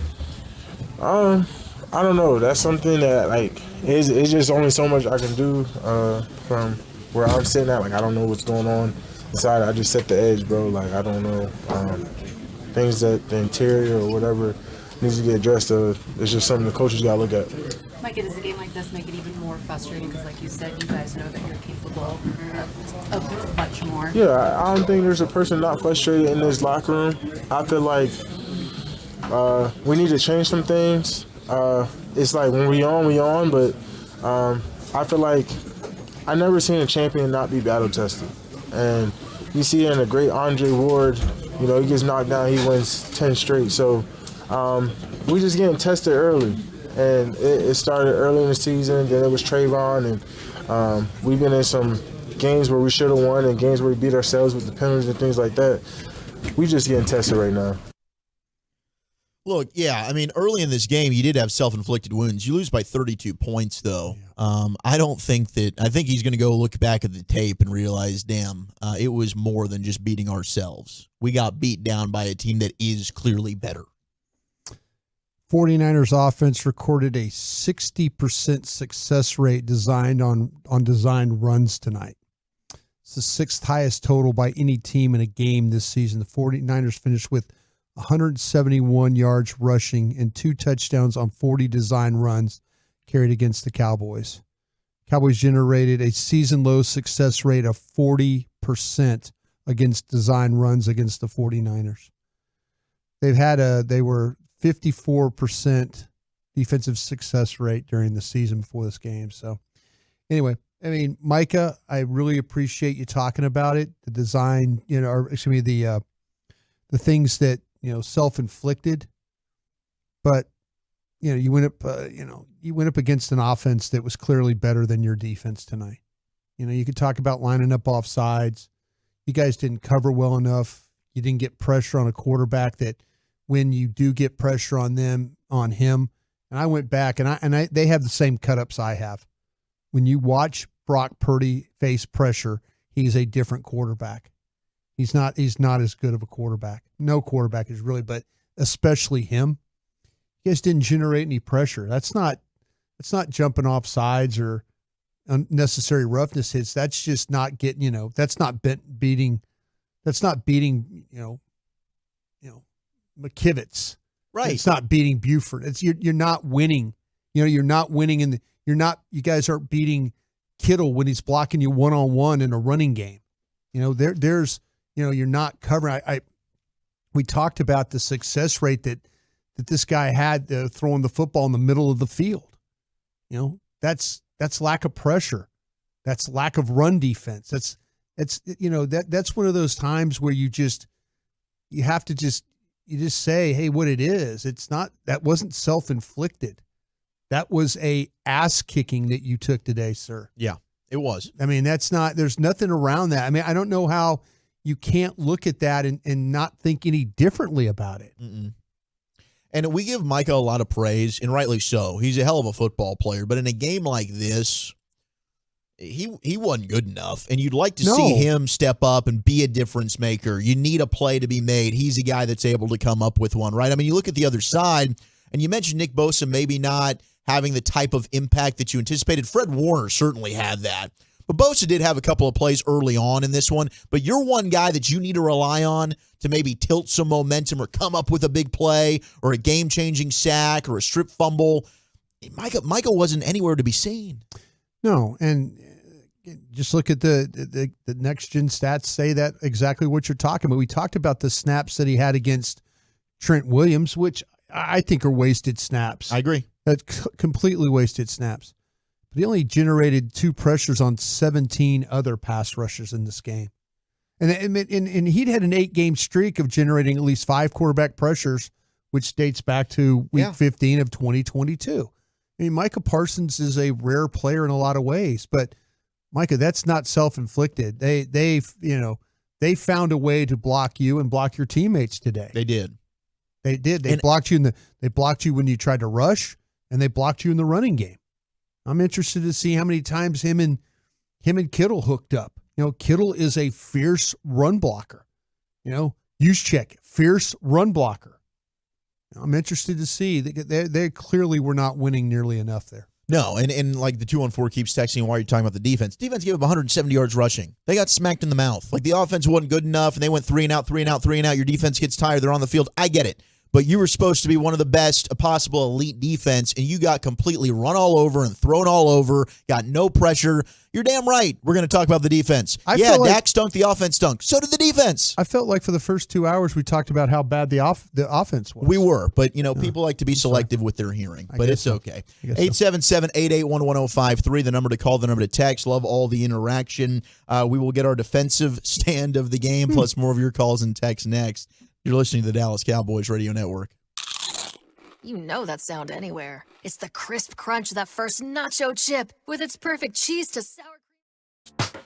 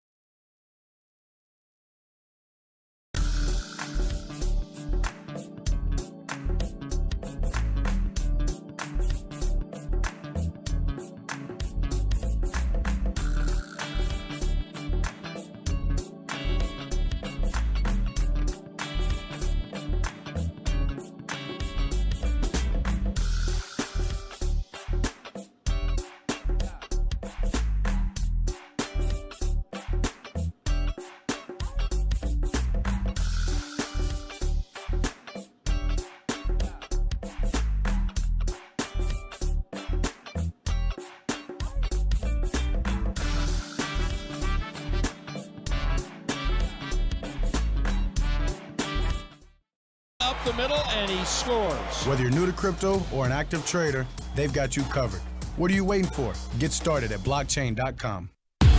All right, here's 2nd and 4 at the Dallas 10, right to left now for Purdy and the Niners, and there's an inside handoff to McCaffrey and a huge gaping hole up the middle before Jordan. Now the Cowboys say the ball came out, and they have it at the 2. They do. How about that? Jordan Lewis. What a play by Lewis. Yanked it right out of his hands. That was our defensive stop of the game, brought to you by Reliant and NRG Company. Cowboys defense forced a big fumble at a clutch time there. Thought maybe that would be a momentum changer. Unfortunately, that did not turn out to be the case, as Jordan Lewis, who did get hurt there for a little bit, was able to come back. They forced the punt, but the offense in turn went 3 and out. And then you had a one-play touchdown with that George Kittle little razzle-dazzle, flea flicker type deal that I believe the Lions ran earlier in the day. I think Ben Johnson called almost the exact same play. They hit Sam Laporta for one of his 2 touchdowns today. And I wonder if Kyle Shanahan was watching that and said, you know what? We've got that one in. We can do that too. Yeah. And they did it. Let's start the day with one and let's finish the day with one. Right? Crazy. Yeah. Absolutely crazy. All right, let's go back out to the phone. Zach Wolchuk alongside the Super Bowl winning scout Bryan Broaddus after a very disheartening 42-10 49ers beat down over your Dallas Cowboys. Let's head out to Chris in Springtown. Chris, you're on the official postgame show of the Dallas Cowboys. What's up, dude? What's up, man? Hey, couple things. First off, I want to hope Van Der Esch is okay. Yes. Yeah, they said the x-rays were negative, but they're going to MRI him tomorrow. Yeah, hopefully that is not a serious injury. There's a lot of football left to be played, but I do want to say, man, I've been a Cowboys fan my whole life, like diehard. But God almighty, I'm 48 years old, and these dudes haven't done anything since I was in high school. Dak didn't look good today. I have a problem. Micah, stop talking on your podcast and stop doing all the things you're doing, and y'all just play football, and let's win something. Let's do something. Does that make sense? Sure. Yeah, I hear you, Chris. I mean, I don't really have an issue with Micah doing that podcast. I don't think it's taken away from anything from him. You know, Micah coming into this, it was all roses and rainbows, and he's the best defensive player in football. And then you have a game like this, then everyone's going to be like, hey, you need to focus on football. That's the thing to do. You know, you're never going to say that while you're winning. You take a big loss, now we'll say that. I don't think that matters. I really don't. I don't think that's distracting Micah whatsoever. But certainly after a game like this, I understand every little thing as a fan.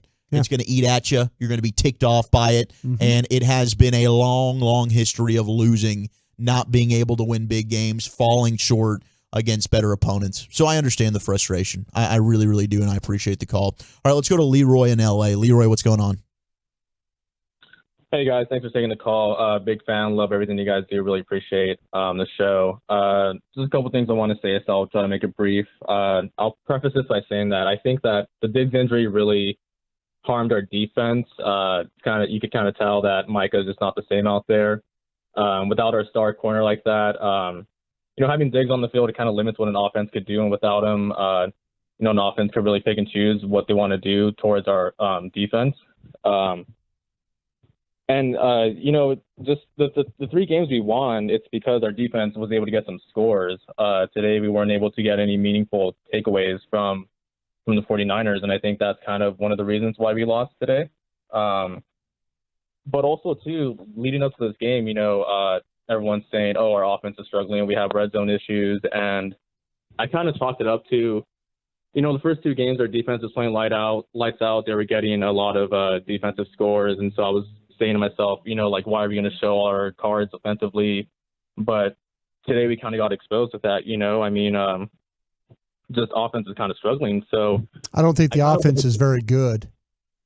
Is very good. That's the problem I have right now myself. You sound like a guy that's kind of objective looking at it the way, but I personally don't think the offense is any good. Yeah, and so with that being said, I wasn't really surprised with what happened today against the 49ers. I think they're arguably the better team in the entire league at the moment. And just by all metrics, I mean, they beat us on first downs, rushing yards, passing yards, takeaways. And so you're just not going to win a game that way unless you have several miracles going your way. And, the Cowboys are notoriously really bad against blocking the run, and CMC is one of the better running backs in the league, and I thought going into this year we'd be a little bit better because we used our first-round pick on Mozzie Smith, but he hasn't really been stuffing the run the way that they promised that he would. And also, too, another narrative part of this year is that Dak, struggles with interceptions, even though statistically he has one of the lower interception rates, amongst all the quarterbacks in NFL history. But I think that with Mike McCarthy calling the plays, I think he kind of designed a more, Dak-friendly play calling style per se. But I unironically think that's actually hurting Dak in the offense. Because last year with Kellen Moore, we had one of the higher scoring offenses in the entire league with Kellen Moore and with Dak. And so like kind of like night and day with this season. And I was a little bit, happy when we kind of got rid of Kellen Moore because at some point. Yeah, I appreciate the call, Leroy. I mean, I think the problem is yes, during the regular season, you put up a lot of numbers. Now, if you go back and look at it, I think a lot of it probably was, and this is conversations that we had in post games at the time, you're doing this against defenses and teams that aren't very good. So some of those stats, I think, do get inflated. Your end result was the same against a team in San Francisco and against good defenses. You scored 12 and 17 points. Statistically and big plays, maybe, yes, it has regressed because I think, as we've talked about, Mike McCarthy is limiting and maybe overreacting to the interceptions that happened a year ago at Dak Prescott. Yeah. But I still think it's a move that I would make 100%. You can't. You had to change something. They weren't changing the quarterback, so they changed the play caller. Now, maybe it's not an upgrade, and so far it hasn't been. But in hindsight's 2020, I'm not going back and bringing Kellen Moore back for another round because tonight I don't think anything's different. No, tonight I think that the 49ers are just better team. I mean they completely shut you down and they completely were able to move the football. The thing with McCarthy, and I wonder if fans out there would rather have Dak in the offense be what it was the last couple of years, with the risk of Dak throwing interceptions, or are you okay with Dak not turning over the ball, but the offense not being as potent? I think just judging the pulse of the fan base from the text and the calls, and it doesn't have to be Kellen Moore. I'm just saying, would you if they you prefer knew the original, the first thing you said, where it's more open and you're not doing dink and dunk and just kind of picking your way down the field. Yeah, I don't know necessarily. I think what's interesting is the way that CeeDee Lamb was interviewed after that game. He's clearly frustrated by what's going on with this offense. I think him. CeeDee's definitely frustrated. I think Dak's frustrated. I think Dak's frustrated a little bit. And I think if you ask Brandon Cooks at dinner, he would probably tell you the same thing, that they're all a little frustrated by this offense. But they're trying, like you say, McCarthy, it might be an overreaction to Dak's interceptions. And I think it absolutely is. I really do. I'm sure when Dak, Dak threw that one down the middle of the field and McCarthy walked over to him and said something. I wonder what Mike said to him. What did you see? Okay, hey, we took a shot there. It didn't work. But I don't know. I think there's a lot of fans out there. Yeah, whether you get rid of Kellen Moore or not, I think there are a lot of fans that say, just give me the old Dak where, there might be some interceptions, but hell, we're moving the ball, And maybe there'll be some self-scouting, and McCarthy will see that, and you'll see the offense get opened up. No, he's right, though, about the defense scoring some points. But 100% he is. Yeah, and no doubt. And the fact you got a field goal kicker that doesn't miss field goals. Hey, how about Brandon Aubrey, that big 50-yarder, if you want to look for positivities? Yeah. There's a positive right there. All right, we will go ahead and get our player of the game. We will finish off and try and get to a couple of your last calls and texts. I know a lot of you have been waiting patiently, and we appreciate you for that. But this one's certainly been a lot to digest. 42-10, Niners over the Cowboys. Dallas Cowboys football will continue in a moment. At Jigsaw Dating, we obviously want the Cowboys to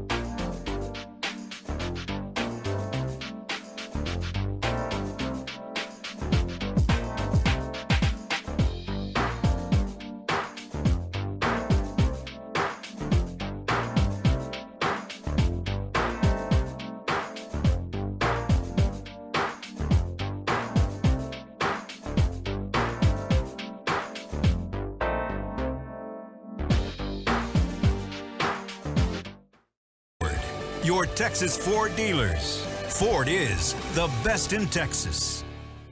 So that's 2 big penalties on Donovan Wilson. Now first down, toss left. McCaffrey trying to get to the end, and Van Der Esch runs right through the guard. The center, Jake Brendel from Plano East. Leighton Van Der Esch ends up being our player of the game. Led the Cowboys 10 tackles. And thoughts and prayers with him. Hopefully he is okay, as he had what looked like a scary injury. I know Michael Gelkin and a lot of other beat writers reporting he underwent x-rays on the neck at Levi Stadium. And the good news is those returned negative, a person familiar with the situation said. So they're going to take precaution, obviously, as a team. They will evaluate him tomorrow with an MRI, but fingers crossed. And certainly wasn't a whole lot of options for player of the game in this one. Maybe nobody really deserving. But LVE, we saw last year, a lot of people want to diminish LVE's value to this team. Mm-hmm. But we saw the impact having him not on the field made last year when he missed 4 games at the end of the year. Certainly for a team that's already maybe struggling at the linebacker position, you don't want to lose him long-term. Player of the game brought to you by JackBlack.com. Want to use with the pros? Use Jack Black as the official men's skincare brand of the Dallas Cowboys. Visit GetJackBlack.com today. All right. Got a few minutes left to put a bow on this one. Zach Wolchuk alongside the Super Bowl winning scout Bryan Broaddus. We'll try and get to as many of your calls as possible. Let's go to Randy in California. Randy, what's going on? You're on the official postgame show of the Dallas Cowboys. Hey, thank you for taking my call. Appreciate everything you guys do. I'll make this real quick. One, all the people who are hating on Dak Prescott, guess what? You're going to be stuck with them this year and next year, so get over it. Cowboys are not going to take that dead money. I think the offensive play calling is really not suitable for these receivers. Michael Gallup, CeeDee Lamb, and Brandon Cooks are very good. I mean, Brandon Cooks had over 1,000 yards with the quarterback Davis Mills. He is very good. My last thing is I'm going to say, this will help me a lot on my scouting.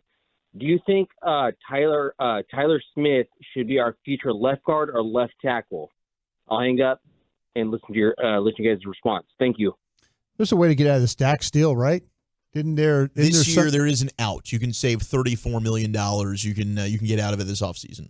I'm sure that, the cap guys on the plane, I'm sure if they were listening, which they normally do, I would get a text message and say that's false. But there was something that we found out, right? I think it was Dan Graziano of ESPN reported it. Yeah, Dan it. Graziano reported it. And I believe Spotrac also shows that there is an out. Now, I'm sure there's a possibility of dead money included in that, but there is a cap savings. And, heck, I mean, maybe if you really wanted to move on, you can work out. I'm sure there's some other one of the other teams that might be interested in if you wanted to move on. If you wanted to. And we have not gotten any indication this organization does. No, not at all. And so I've always viewed I think this is the last year for Tyron Smith.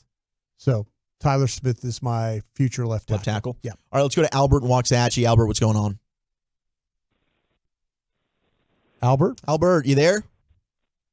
All right, let's go to Dom in Richmond, Virginia. Dom, you're on the official postgame show of the Dallas Cowboys.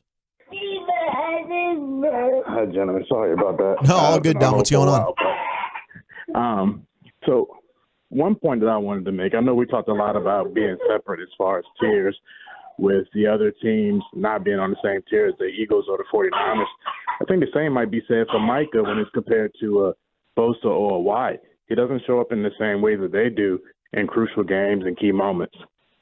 I appreciate the call, Dom. I think that right now that could be fair criticism. Well, the thing, I do know this because even with Trent Williams, again, my next-gen love, all of a sudden here, I'm crusty that's learning that's about. Something you talked about pregame too. Well, yeah, but if you look at the next gen numbers after the game on Micah, and I put up my computer as with the last segment, but there was, even with Trent Williams, he was double teamed. Mm-hmm. So that tells you that the respect that he's getting. Yeah, even with the best offensive tackle in the league, there were some snaps where he was over Trent Williams and he was getting double teamed with the snaps there. I'm going to look at the tape here in about 5 hours and hope for the best. But yeah, I can understand why, I think that the thing that's difficult with Mike is that he just sees so many teams just like, listen, we're not going to let him wreck this game. We're not going to let him. And so I'm interested to see how many double teams he really did face. How many times did they put Juszczyk over there? How many times did they motion Kittle across and him stand there. I just don't think teams are going to let him do what he does best, and that's. I talked about it. How many straight games he had 5 or more pressures? 8. Yeah. That's no. He's still a game record, but you credit San Francisco. They found a way to neutralize him today. Absolutely. And I felt like that San Francisco going to this game. Everybody who had played San Francisco had success rushing off that right side. Mm-hmm. And lo and behold, you didn't have it today. No, you didn't. And certainly, Micah hopefully uses this as motivation, comes back stronger from it. Like you said, watch the tape, learn from the loss. Yep. Let's go to last call, Tate in Burleson. Tate, how you doing, sir? Hey, I got 3 points. First point, the Dallas draft was horrible this year. You have nobody that's helping out this squad. Instead of getting Mazda, they should have got Joey Porter Jr. 2, there you go. Okay. San Francisco linebackers have showed us what real linebackers look like. You gave Van Der Esch the player of the game, but Warner and Warlaw, they attack the ball. They meet you on your side of the line of scrimmage. And the last thing is, to me, the record speaks for itself. We beat 3 teams with a combined record of 4-11, and maybe we're just a mediocre team, and we're being exposed.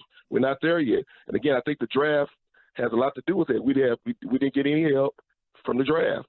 Yeah, I appreciate the call, Tate. Okay, let me ask you this. Did you get help from the draft with Tyler Smith playing? Are you saying in the draft in general or just this draft? No. What I'm saying is for the past 2 years, we got at least 3 guys, 4 guys who left us. This year, nobody's okay. That's what I'm saying. Yeah, it's unfortunate the Overshown injury. Yeah, I think Overshown could have been an impact player. I think he could have been a real impact player for you. But you're right. Right now, it's not helping you. You're right. No, I mean, Scooney certainly to this point not as good as you were hoping. Nope. Mozzie, I think you've seen some flashes, but not as much of an impact as you're hoping. But again, we've talked about this. You got to give these draft picks some time to kind of learn and develop. But yeah, I understand the frustration there because the Cowboys have seen so much instant impact from their draft years previously. Appreciate all the calls, 877-881-1053, the number to call, the number to text. Cowboys lose 42-10 to the 49ers today. We'll be back Monday night next week. We'll start the official pregame show at 4 o'clock as the Cowboys go to L.A. to take on Kellen Moore and the Chargers. How about that? Looking good 10-1 after losses. Looking forward to seeing how Kellen's moving the ball and seeing if there's any way to kind of slow him down from moving the ball. Appreciate everybody who's been a part of this one. Peyton, Ross, Jonathan, of course, our guys Jeff, Tim, Gavin Spittle, Eric, you, of course, Bryan Broaddus. And you as well. Me, Zach Wolchuk over here. All the callers, all the texts. This one was a bummer tonight. It certainly was. There is a lot of football left. I get the frustration. We'll be breaking this down all week on the flagship 105.3 The Fan. You can catch me and Brian there 2 to 7 on the G-Bag Nation. And then next week, we'll look forward to getting this bad taste out of our mouth. And hopefully the Cowboys can go 4-2 and knock off the L.A. Chargers. Until then, hugs and hand pounds, everybody. We love you. Have a good night. You're listening to the Dallas Cowboys Radio Network. ProStar Energy Solutions wrote the playbook for innovative energy solutions with the opening of AT&T Stadium. This mindset is why we created a complete energy plan.